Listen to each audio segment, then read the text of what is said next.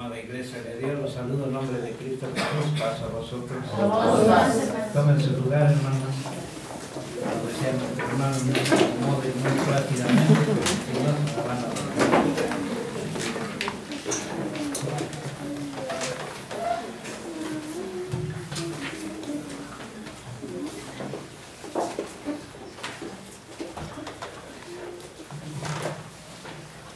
Hoy vamos a tener este tema, un tema que también se ha dado mucho tiempo dentro de la Iglesia de Dios, pero que a veces es necesario, más ahora que estamos tratando de dar a conocer el mensaje de la palabra de nuestro Dios por medio de la página de internet.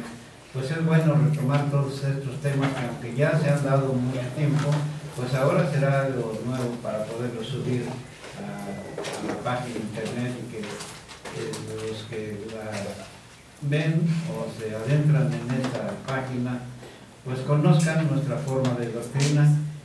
El tema que vamos a tocar ahora es el tema de los 144,000 señalados o sellados, como dicen algunas escrituras, y que pues realmente dentro de los grupos religiosos que hay se ha malentendido este tema.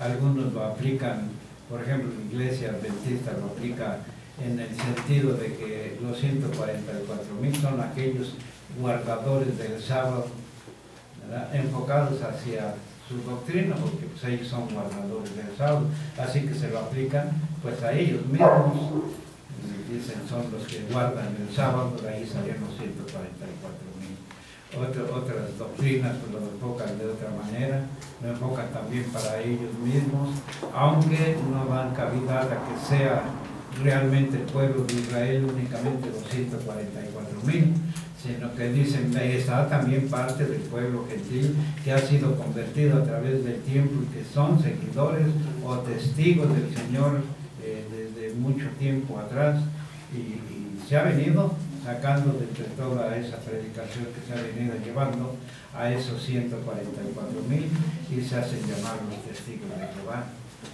Entonces hay entendimientos diversos, parece que se fueran billetes que cada quien se los quiere adjudicar para su persona, ¿verdad? Y no es así.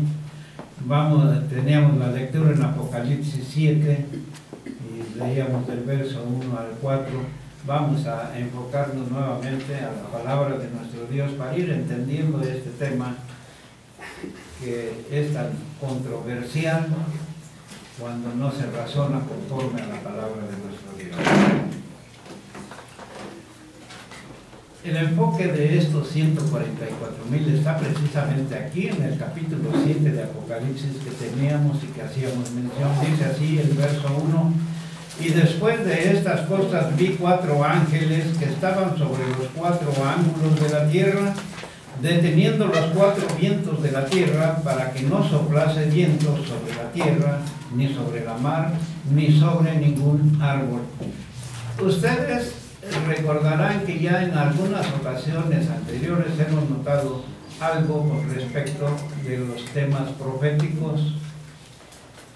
Dentro del Apocalipsis, el aspecto profético siempre viene con figuras representativas o símbolos. Casi todo el libro de Apocalipsis se debe de entender por medio del simbolismo que hay en sus escritos. Es decir, que no es literal o físico este aspecto que se lee. Siempre debemos de buscar el aspecto de los símbolos para poder entender la palabra de nuestro Dios. Y aquí en este capítulo no puede ser menos. Aquí nos habla acerca de la visión que le fue revelada a Juan el revelador, y dice que aquí veía él en esta revelación que se le hacía notar, en esta visión que él tenía, que veía 4 ángeles que estaban en cada uno de los puntos cardinales, como nosotros le hablamos ahora en nuestra forma de expresión, ¿verdad? Los 4 puntos cardinales de la tierra. Y dice que estos 4 ángeles, ¿qué hacían, hermanos? Estaban deteniendo los 4. Dice que detenían los 4 vientos de la tierra para que no soplase viento. Y aquí entra, desde este primer pasaje, entra lo que estamos viendo acerca de símbolos.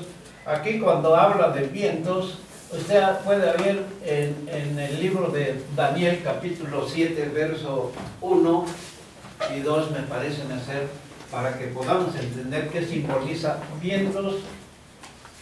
Si alguien encuentra este pasaje, lo haga mención. Otro va a buscar Jeremías 25:32, Daniel 7:2 y Jeremías 25:32. Dice así, hermano. Habló Daniel y dijo: veía yo en mi visión de noche, y aquí que los 4 vientos del cielo combatían en la gran mar. Note usted qué hacían esos 4 vientos que veía Daniel en su revelación. ¿Qué dice que hacían? Combatían. Combatían. Eso es a lo que se refiere la palabra de Dios en ese aspecto profético. Juega ese papel determinante. Vientos o tempestades simbolizan guerras. Si alguien encuentra Jeremías 25:32 que les dije, para anexarlo a este. Entonces estoy escribiendo aquí lo que simboliza vientos o tempestades, guerras o disturbios. Lo voy a dejar mejor abajo para que se vea mejor. Lo voy a repetir.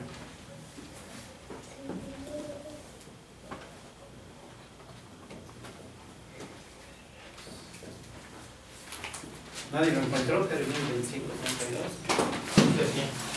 Así ha dicho Jehová de los ejércitos: he aquí que el mal sale de gente en gente, y grande tempestad se levantará de los fines de la tierra. Eso es. Note usted, allí el profeta Jeremías está haciendo alusión a que grande tempestad se levantará de los fines de la tierra, haciendo notar el aspecto de la calamidad que vendría sobre el mundo y que es la guerra del Armagedón.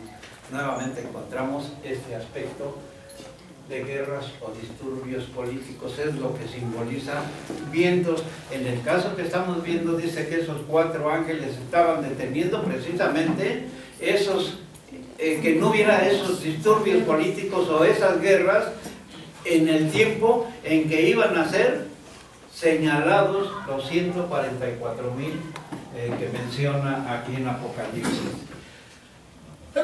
La tierra.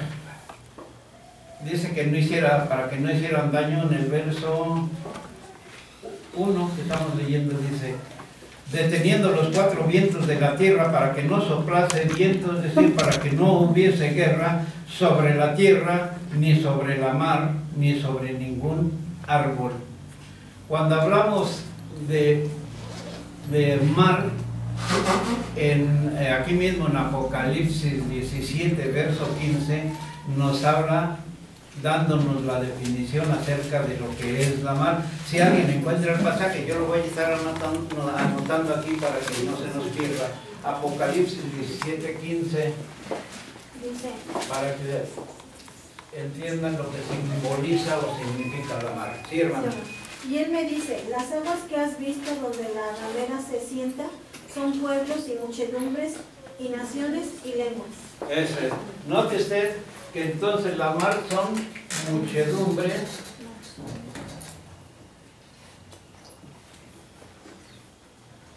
de gentes y de lenguas y de naciones.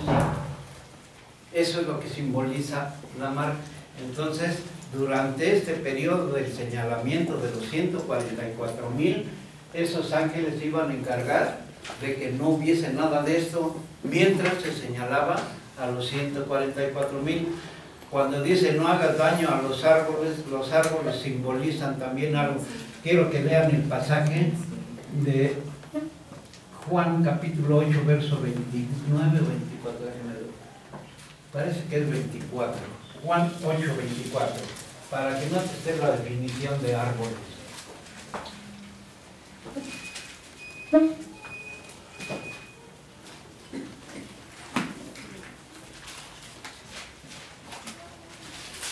Capítulo 8 de Juan.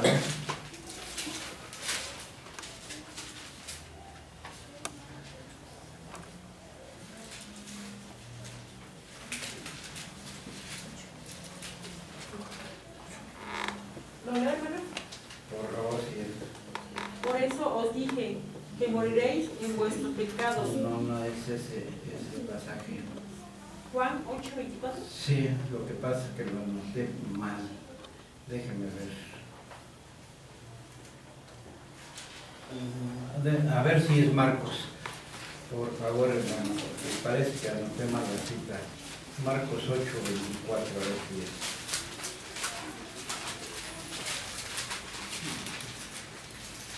Sí. Ahora sí. Juan, Marcos 8:24.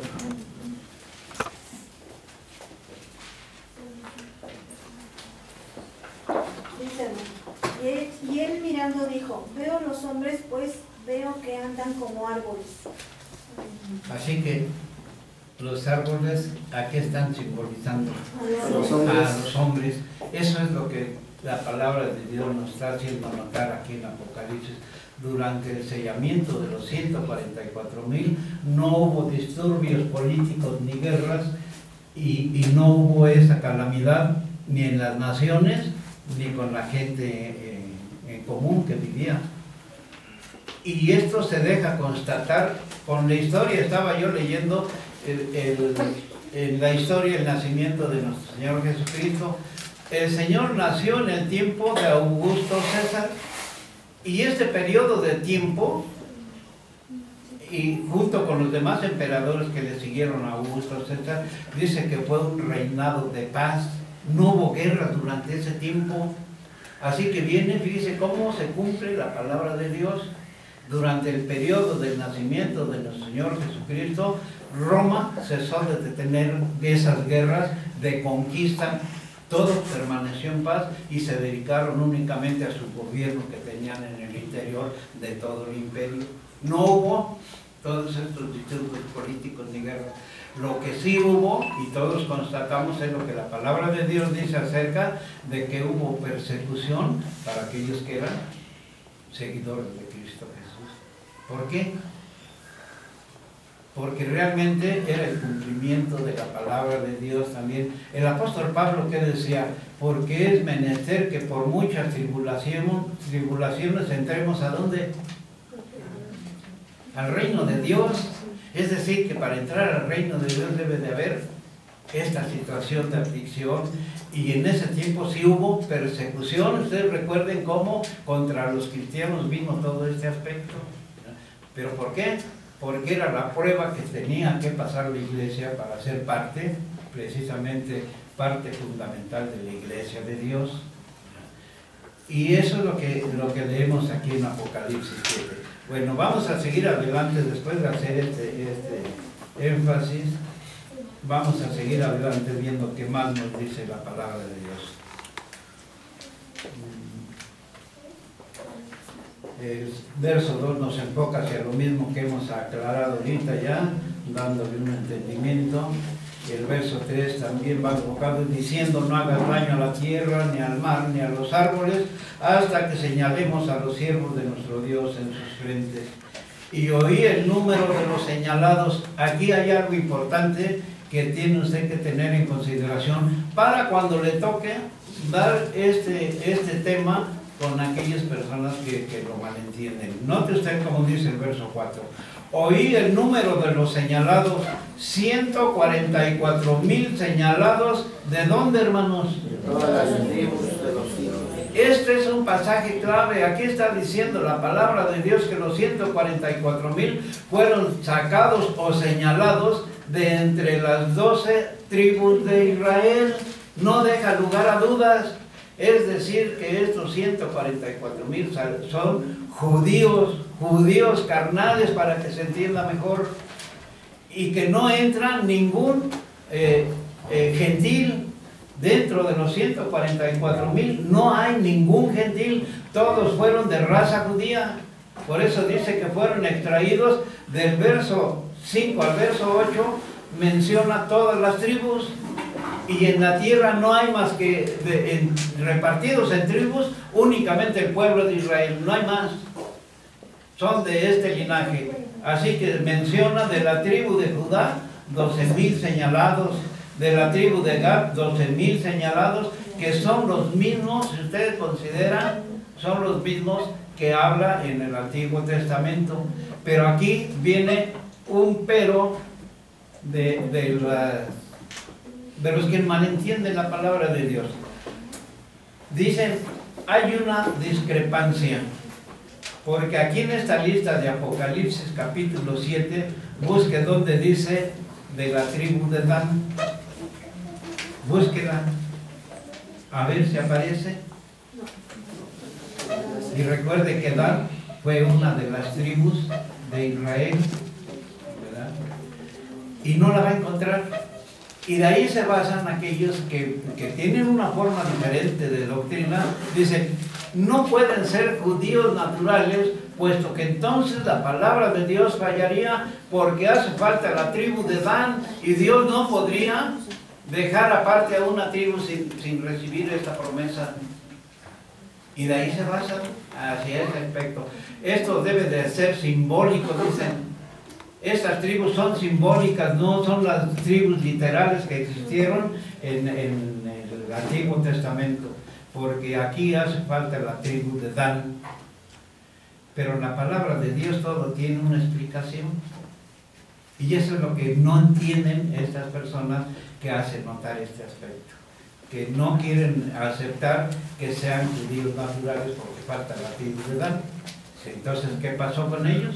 ¿Por qué Dios los excluyó de esta situación tan importante que es una bendición para el pueblo de Israel? Vamos a ver. Dice, vamos a ver qué pasó con esta tribu. Jueces capítulo 18, verso 29 al 31.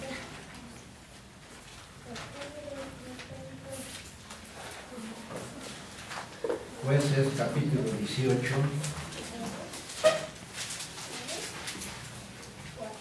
y leemos el verso 29 al verso 31. Dice así la palabra de Dios: y llamaron el nombre de aquella ciudad Dan, conforme al nombre de Dan su padre, hijo de Israel, bien que antes se llamaba la ciudad Lais.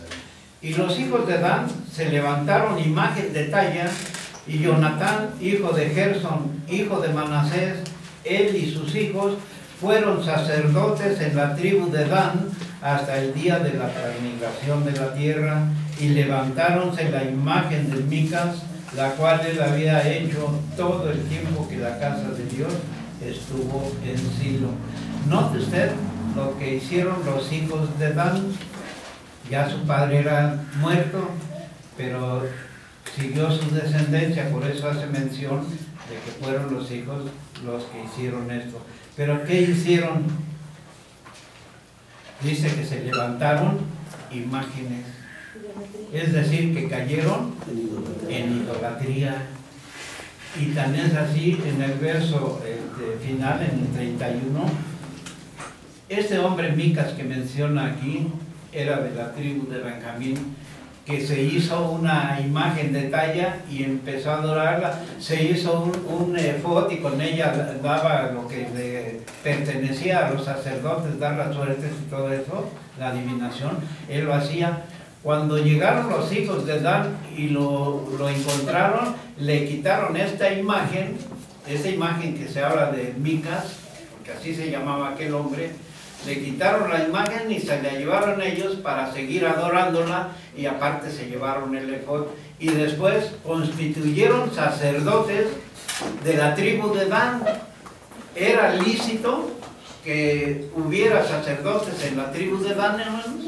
No. ¿Qué tribu era la que tenía este oficio? La de Leví. La tribu de Leví. Eran los únicos que pertenecían al sacerdocio y que Dios mismo los constituyó. Pero note usted la forma en que desobedecieron las reglas de Dios.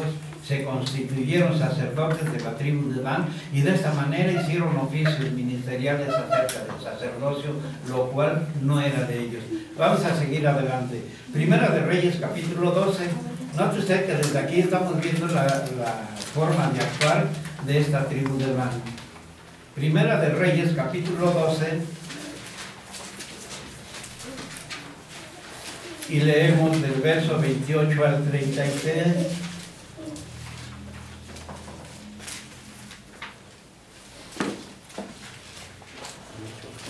Estoy dando un poquito de tiempo para que nuestros hermanos puedan tener la cita y puedan seguirla con la vista en lo que yo voy leyendo.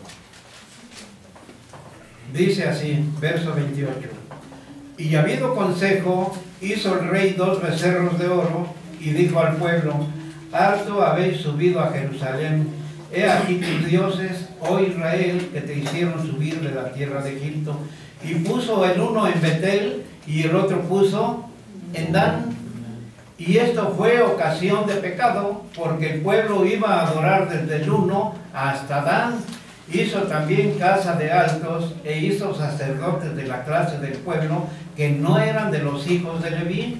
Entonces instituyó Jeroboam solemnidad en el mes octavo, a los 15 del mes, conforme a la solemnidad que se celebraba en Judá, y sacrificó sobre el altar.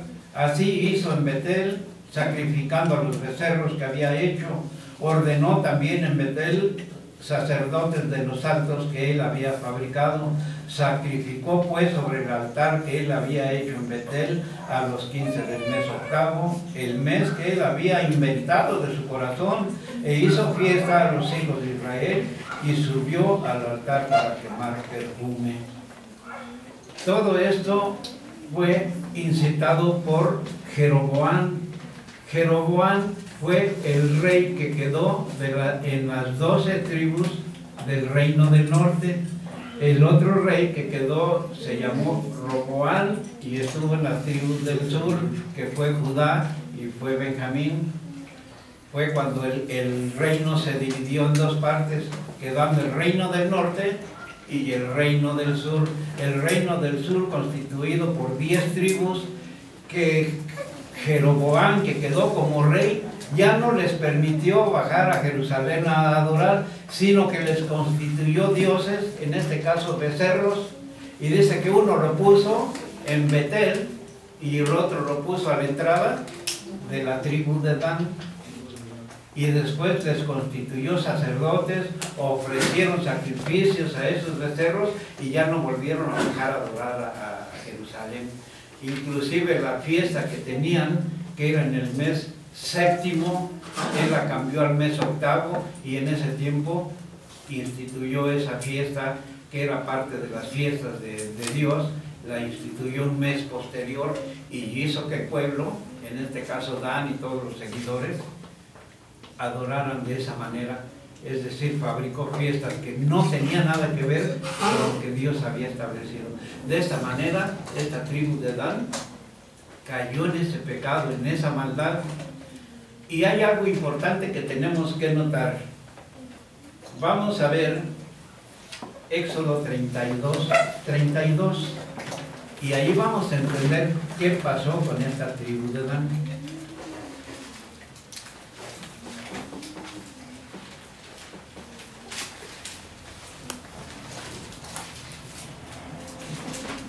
Éxodo 32 y también el verso 32.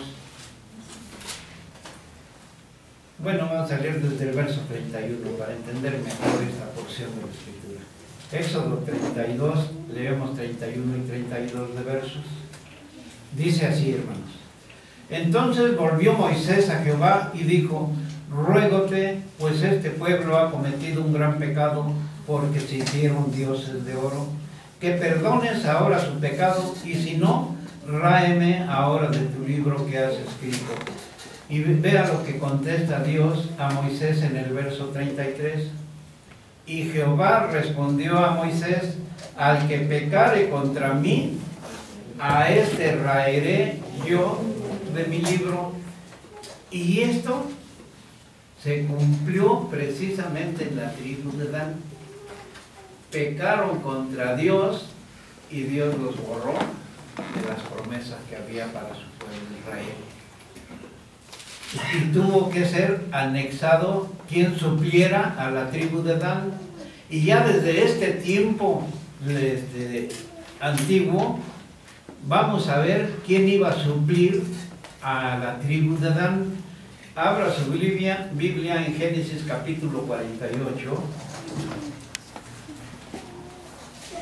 Génesis capítulo 48.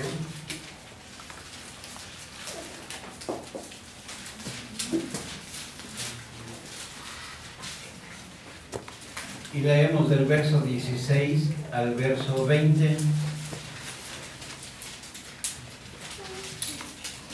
Si ya tiene su cita, dice así: el ángel que me liberta de todo mal, bendiga a estos mozos, y mi nombre sea llamado en ellos, y el nombre de mis padres Abraham e Isaac, y multipliquen en gran manera en medio de la tierra. Déjenme contarles un poquito para que sepan ustedes de qué estamos leyendo. Recuerden que José fue llevado o vendido a Egipto. Allá se hizo un gran hombre, fue de renombre, tanto que fue el segundo después de Faraón. Cuando sus hermanos van, lo conocen y después vienen y se llevan a su padre para que vea a José que está vivo. Cuando ya Jacob, ya anciano, llega el momento en que ya casi va a perecer, y entonces José acerca a sus hijos y les dice: ¿quiénes son estos mozos? Esos son mis hijos que me nacieron en esta tierra. Si quien diera Jehová, que me ha hecho en mi vejez conocer todavía tu descendencia. Acércalos porque los voy a bendecir. Eso es lo que vamos a leer ahorita. Ya leímos el verso 16, verso 17. Entonces, viendo José que su padre ponía la mano derecha sobre la cabeza de Efraín, causóle esto disgusto y asió la mano de su padre para mudarla de sobre la cabeza de Efraín a la cabeza de ¿quién? De Manasés, que es, si ustedes se dan cuenta, es la tribu que aparece en el Apocalipsis. Ya no aparece Dan, pero aparece Manasés. Y dijo José a su padre: no así, padre mío, porque este es el primogénito, pon tu diestra sobre su cabeza. Mas su padre no quiso y dijo: lo sé, hijo mío, lo sé. También él vendrá a ser un pueblo y será también acrecentado, pero su hermano Merón será más grande que él, y su simiente será plenitud de gentes. Y bendíjolos aquel día diciendo: en ti bendecirá Israel, diciendo: póngate Dios como a Efraín y como a Manasés. Y puso a Efraín delante de Manasés. Note usted que esta bendición que dio Jacob a sus hijos, a la postre tuvo que dar resultado: sea mi nombre llamado sobre estos. Es decir, que Jacob los reconoció como un hijo más, tanto a Efraín como a Manasés. Vino a ser otra tribu más, porque fue hijo de Jacob, lo reconoció como sus hijos. Así que cuando Dan cayó en idolatría y fue quitado por Dios, porque Dan lo que hizo fue revolverse con todas las naciones idólatras, él quedó hasta la mera orilla, hasta el extremo opuesto de todas las tierras que se le dieron al pueblo de Israel en la repartición de tierras cuando entraron a la tierra de Canaán. Él quedó hasta la mera orilla, por eso dice que un becerro quedó en la entrada de Dan y otro en Betel, porque eran las dos entradas para entrar a lo que era la tierra prometida o Jerusalén, para que ustedes entiendan.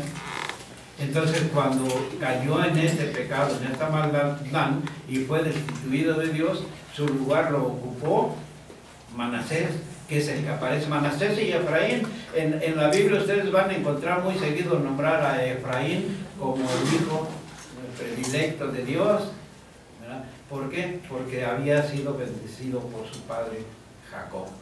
Así que de esta manera es como la tribu de Dan queda reemplazada por Manasés, que era hijo de José, pero que lo aceptó en adopción Jacob, dándole la bendición que le correspondía como hijo también de parte de él. Eso fue lo que pasó.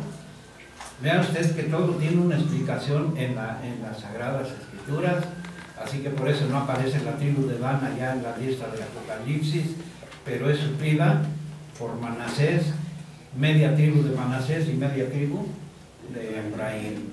Bueno, así es como queda. Esto en el caso para dar una explicación a aquellos que no han comprendido este aspecto, por qué razón no aparece la Trinidad.